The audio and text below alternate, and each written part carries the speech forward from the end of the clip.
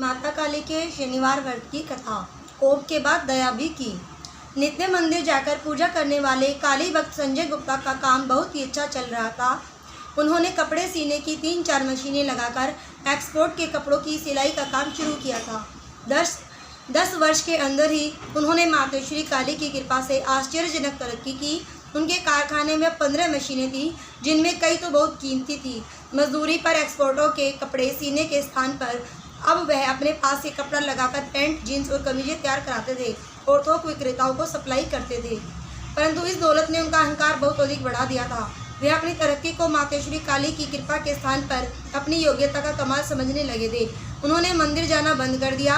धीरे धीरे शराब पीना और अभक्ष भोजन करना भी प्रारंभ कर दिया। उनका दिमाग इतना दूषित हो चुका था कि वह अब मातेश्वरी काली और सभी देव देवताओं की आलोचना भी करने लगे थे।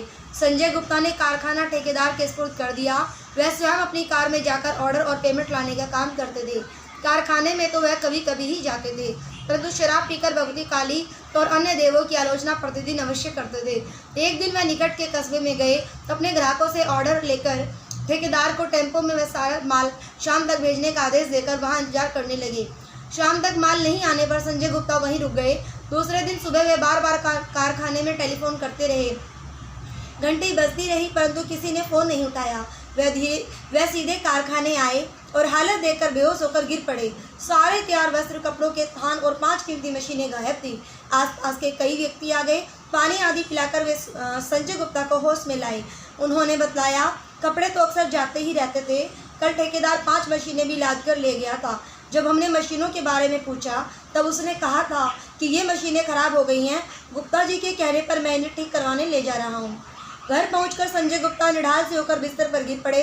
ड्राइवर से सभी बातें सुनने के बाद उनकी पत्नी विमला ने कहा, यह सब मातेश्वरी के नाराज होने के कारण हुआ है। आपने पूजा करना छोड़ दिया था और देवताओं के लिए भी भला बुरा कहते रहते थे, परंतु हमारी मातेश्वरी काली परम दयालु हैं। अब मंदिर चलो, भगवती भवानी काली से क्षमा मांगो, उनसे प्रार्थना करो, सब ठीक हो जाएगा। पति पत्नी मंदिर पहुंचे। शाम के 4 बजे थे। मंदिर खुला था, परंतु भक्त और पुजारी जी वहां नहीं थे। पति पत्नी दोनों ही मातेश्वरी के सामने बैठकर संकट काटने की प्रार्थना करने लगे। संजय गुप्ता इतने भाव विभोर हो गए कि वह बार बार क्षमा मांग रहे थे और रो रहे थे। उन्होंने माता के चरणों में अपना मस्तक रखकर कहा, हे माता, मुझे क्षमा कर दो, वरना मैं आपके चरणों में ही जान दे दूंगा। इतने में पुजारी जी आ गए। उनको इस प्रकार क्षमा मांगते देखकर पुजारी जी ने कहा, तुम प्रतिदिन सुबह शाम मातेश्वरी काली की पूजा किया करो। 9 शनिवारों तक भगवती काली का व्रत करो, माता तुम्हारी मनोकामना अवश्य पूर्ण करेंगी। 2 दिन बाद गुप्ता जी का एक मित्र अपने साले के साथ उनके घर आया। गुप्ता जी से जब पहले दिन वह मित्र मिला था, तब उसे उनके ठेकेदार द्वारा की गई चोरी की सभी बातें पता लगी थी। उसने यह बात अपनी पत्नी को बतलाई। उनकी पत्नी दूसरे दिन अपने मायके गई थी और उसने यह बात वहां बतलाई। यह सुनकर उसकी भाभी ने कहा, हमारे मकान के नीचे के दोनों कमरे एक आदमी ने किराए पर लिए हैं। उनमें उसने काफ़ी कपड़ा और कुछ सिलाई की मशीनें रखी है। वह कह रहा था कि अगले हफ्ते फैक्ट्री चालू करेगा। मित्र की पत्नी ने यह बात घर आकर अपने पति को बतलाई। गुप्ता जी के वह मित्र तत्काल अपनी ससुराल गए। वहां कमरे के जंगले से झाँक कर देखा और उन दोनों कमरों के कुंडों में एक एक ताला और लगा दिया। गुप्ता जी का वह मित्र उसी समय अपने साले के साथ आया था। गुप्ता जी उनके साथ वहां गए और तुरंत ही मशीनों को पहचान लिया। गुप्ता जी घर आकर पूरे परिवार के साथ शाम को मंदिर गए। वहां लगभग 1 घंटा पूजा करने के बाद देवी को प्रसाद चढ़ाया और घर आकर पड़ोस में प्रसाद बांटा। सुबह वहां से मशीनें और कपड़ा अपनी फैक्ट्री में लाकर धूमधाम से पूजा और भंडारा किया।